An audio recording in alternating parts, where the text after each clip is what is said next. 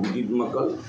আমি বুথ সভাপতি, প্রাক্তন পঞ্চায়েত সদস্য, ক্ষুদিরাবাদ 7 নম্বর বুথ।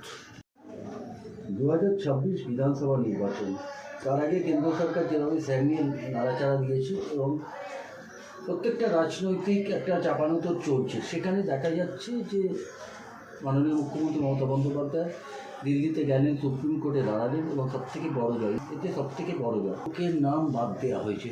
কি মনে করছেন 2026 নির্বাচনের আগে? 2026 নির্বাচন নিয়ে যে এরা এশিয়ার করেছে, এই এশিয়ারে 2026-এ কোনো এফেক্ট করবে না। কিন্তু ব্যাপারটা হচ্ছে এটা আমরা চেয়েছি সবসময়ের জন্য, কিংবা মাননীয় মুখ্যমন্ত্রী মমতা বন্দ্যোপাধ্যায় উনি চেয়েছেন যে কারোর নাম যাতে বাদ না যায়, একটা নাম যেন কোনো রকম অসুবিধা না হয়। এবং এই যে মতুয়া লোকটা যারা আছেন, যারা মতুয়া সম্প্রদায়, তারা বারবার চেষ্টা করেছিল বিজেপিকে ভোট দিয়ে জেতানোর, কিন্তু 24-এ রীতিমতো তাদেরকে কিছু ভোটও দিয়েছিল। কিন্তু আজ এই যে মতুয়া সম্প্রদায় যারা আজকের ভোট ঠিকমতো পায়নি এবং মানে ভোট আর কি বিয়ে করতে পারছে না, মানে ওদের নাম কেটে দেওয়ার চিন্তাভাবনা চলছে। সামনে রাখছে যে মুসলিম সম্প্রদায়ের নামটা কেটে বাদ দেওয়া হবে, বলছে হিন্দুদের নাম রাখা হবে। কিন্তু সেই জায়গায় দাঁড়িয়ে আমার মনে হয় না এছাড়া কোনো কিছু প্রভাব পড়বে। ভোটারদের নাম মৃত ভোটারে ঢুকিয়ে দেওয়া হয়েছে, যেভাবে ভোটার লিস্টে কারচুপি করা হচ্ছে, যেভাবে আপনার এই স্যারের নামে যেভাবে এনআরসি করা হচ্ছে বিভিন্ন জায়গাতে, তো আপনার এলাকায় কেমনই হয়েছে, প্রভাব পড়েছে তার জন্য?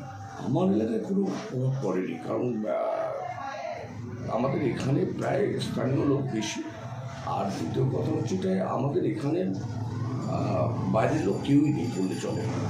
আমাদের এখানে যা আছে সব এখানকার স্থানীয় লোক। এতে এমনি প্রভাব বলতে কি, মেন কথা মমতা বন্দ্যোপাধ্যায় যেভাবে উন্নয়ন করছে, সেই জায়গায় দাঁড়িয়ে এখানে কোনো প্রভাব পড়বে না। এখানে বিজেপি সরকার কিছু করতে পারবে না। নাকি বলে আজকে নির্বাচন কমিশনার জ্ঞানেশ কুমার, তাহলে কাদের অঙ্গুলি এলোনে চলছে? যিনি কমিশনের প্রধান হয়, যে অঙ্গুলি এলোনে চলছে এবং মানুষের যে এত বড় ক্ষতি করছে, কাদের মনে হচ্ছে আপনার? তো আমার সম্পূর্ণ মনে হয় যে এটা বিজেপি সরকারের মদতেই কি এটা চলছে। মনে হয় বললে ভুল হবে। আমরা তো প্রত্যেক মুহূর্তে দেখছি একটা কথা, যখনই আমাদের মাননীয় মুখ্যমন্ত্রী মমতা বন্দ্যোপাধ্যায় এই এশিয়ার নিয়ে কথা বলতে যায়, সঙ্গে সঙ্গে বিজেপি মানে গণেশ কুমারকে বলতে গেলে বিজেপি সরকার এসে খারাপ হয়ে দাঁড়িয়ে যাচ্ছে। তাহলে আমাদের সম্পূর্ণ এখানে পরিষ্কার হয়ে যায় যে বিজেপি সরকারের পিছনে মদত রয়েছে। আপনার বাজেটে পেশ হয়েছে মাননীয় মুখ্যমন্ত্রী স্বাদের প্রকল্প, যেটাকে বলে লক্ষ্মী ভাণ্ডার, প্রথম মহিলাদেরকে 500 টাকা দিয়েছে, 7 টাকা, এবং এসসি ওবিসিদের জন্য 1700 টাকা। বারবার শুভেন্দু অধিকারী বিরোধী দলনেতা বলে আছে মহিলারা ভিক্ষে নেন এবং মুখ্যমন্ত্রী একটা গিমিক দেয়। আমরা যদি এপ্রিল মাসে ক্ষমতায় আসি তাহলে আমরা 3000 টাকা পাবো, কী বলে নাকি? তাহলে মহিলাদেরকে কি প্রলোভন দেখাচ্ছে নাকি ভিক্ষা? ব্যাপারটা হচ্ছে ওনারা কোনোদিন পশ্চিমবঙ্গে আসতে পারবে না। ওনারা চেষ্টা করছেন যে মানুষকে প্রলোভন দেখিয়ে আমাদের ভোটটাকে ক্যাপচার করা। কারণ হচ্ছে এটাই, ওনারা আজকের বিজেপি সরকার বিভিন্ন জায়গায় ডবল ইঞ্জিনের সরকার আছে। গুজরাট থেকে শুরু করে, আসাম থেকে শুরু করে, দিল্লি থেকে শুরু করে, বিহার থেকে শুরু করে বিভিন্ন জায়গায়। তা ওনারা ওখানে ডবল ইঞ্জিনের সরকার থাকাকালীন তো সেখানে ওনারা 3000 কেন, ওনারা তো 500 টাকা করতে পারতেন। তা আজও পর্যন্ত সেটা করতে পারলেন না। ওনারা বাংলায় করবেন, এটা কি করে হয়? অতএব ওনারা চিন্তা করছেন যে আমরা বাংলায় যে কোনো প্রকারে মানুষের কাছ থেকে ভোটটা আদায় করে নেবো, নিয়ে তারপরে যা করার করবো। কেন্দ্র সরকার বলছে এতদিন পশ্চিমবাংলায় কোনো উন্নয়ন হয়নি, আমরা যদি আসি আসল উন্নয়ন হবে এবং 2026-এ এই তৃণমূল সরকারকে উৎখাত করবে। আমরা এলে এই বাংলাকে সোনার বাংলা বানাবো। তাহলে এই বাংলার যদি উন্নয়ন না হয়, তাহলে এই বাংলা কিসের বাংলা ছিল এতদিন? আপনি কি মনে করছেন, ইটের বাংলা, লোহার বাংলা?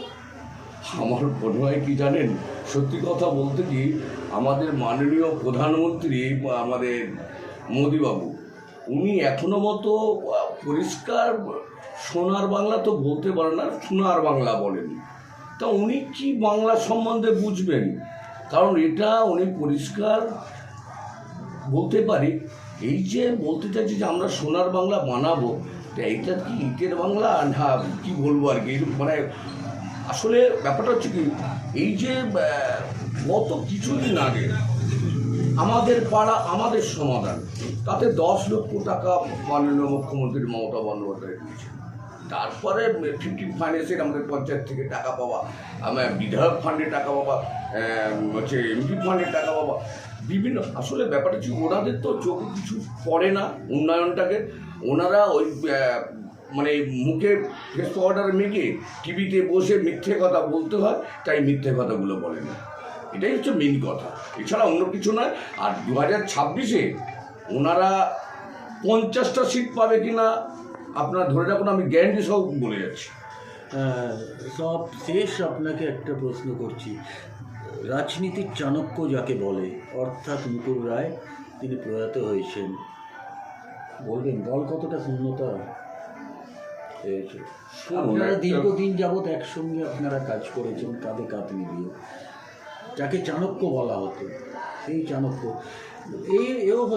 এও কথা উঠেছে যে অভিষেকের জন্য মুখে ছাড়েনি। একদম ভুল কথা। আমাদের সেনাপতি অভিষেক বন্দ্যোপাধ্যায় মুকুল বাবুকে প্রচণ্ড সম্মান করতেন। উনি মারা যাওয়াতে আমাদের খুব দুঃখ প্রকাশ করতে হয়েছে, কারণ ওনাকে আমরা শ্রদ্ধা করতাম মুকুল রায়কে। কিন্তু আমাদের বিজেপি যে সরকার, তার পক্ষ থেকে এমনভাবে চাপ সৃষ্টি করা হয়েছে মুকুল রায়কে, সেই চাপ সৃষ্টির জন্য বাধ্য হয়ে উনি বিজেপিতে গেছিলেন। কিন্তু যেহেতু উনি দলের লোক ছিলেন, সেই দলের লোক হিসাবে আবার পুনরায় উনি ফিরে এসেছিলেন। সেই যে মানসিক চাপ এবং মনের ভিতরে পুড়ে পুড়ে খাওয়া, এইটাকে মুকুল রায় সহ্য না করতে পারে উনি অসুস্থ হয়ে পড়েন, যার জন্য মারা গেছে। আমরা ওনার মতো নেতার জন্য গর্বিত, আমরা আকাঙ্ক্ষিত, কারণ ওনাকে আমরা প্রচণ্ড শ্রদ্ধা করি এবং উনি যে মারা গেছেন এর জন্য আমরা দুঃখিত।